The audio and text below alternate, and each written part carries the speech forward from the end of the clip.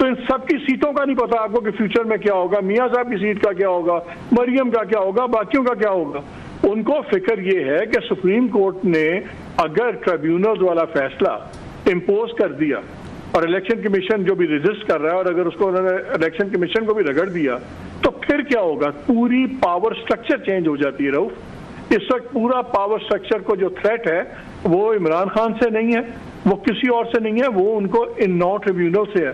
इस्लामाबाद वाला ट्रिब्यूनल तारिक जहांगीरी साहब का, उस पर इनकी 3 सीटें इस्लामाबाद की, लाहौर की सारी सीटें, पंजाब जो असल पावर बेस है वहाँ की सारी सीटों का फैसला करना है उन ट्रिब्यूनल्स ने।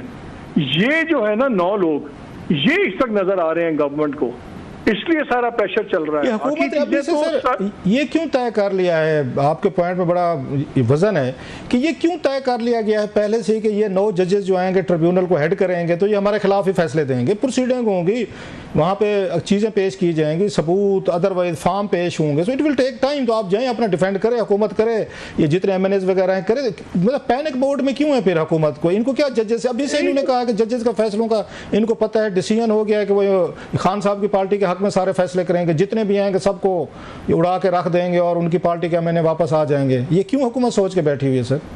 एक तो जो आप ये साउथ पंजाब वाली अपनी मासूमियत दिखाते हैं ना, मेरा दिल एकदम नरम पड़ जाता है, मुझे आंसू आ जाते हैं मेरी आंखों में।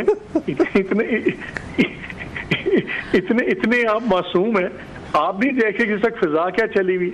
सनम जावेद का केस कितना हाई प्रोफाइल केस था, सेलिब्रेटेड केस था ना, रोजाना इससे बातें होती थी। यार ड्यूटी जज ने बरी कर दिया।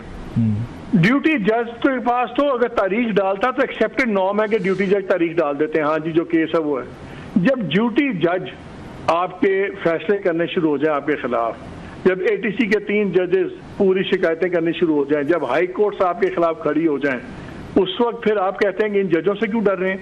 ये जो 8 जजेस लगे हुए हैं रऊफ, ये बड़े पावरफुल जजेस लगाए गए हैं। ये मैं किसी से हाई कोर्ट के कुछ लोगों से बात कर रहा था जो बहुत ज़्यादा कनेक्टेड है, who know the judicial scene। उन्होंने कहा जी हर जज जो है ना 4-4, 5-5 जजेस के ग्रुप वाला जज है, ये कमज़ोर जज नहीं है, सो आप इनको लाइटली ना लें। इसलिए अगर ये चीज़ बाकी लोगों को पता तो गवर्नमेंट को भी पता है। दीज 8 जजेस आर वेरी स्ट्रॉन्ग जजेस। और जो फिजा बनी हुई है इस वक्त तो हवा, क्योंकि कॉन्सेंट्रेशन है, तो इस वक्त तो वो जो फॉर्मूला अंग्रेजी में होता है, an enemy is my friend, तो वो फैसला जब सुनाते हैं वो मैसेजिंग करते हैं कहीं और फैसले का बेनिफिशियरी हो जाता है PTI। इसलिए मैंने कहा है कि अगर ये निज़ाम चल रहा है, अगर पॉइंट ऑफ नो रिटर्न से वापस आना है, फौज को जुडिशरी से अपना कॉन्फ्लिक्ट खत्म करना होगा।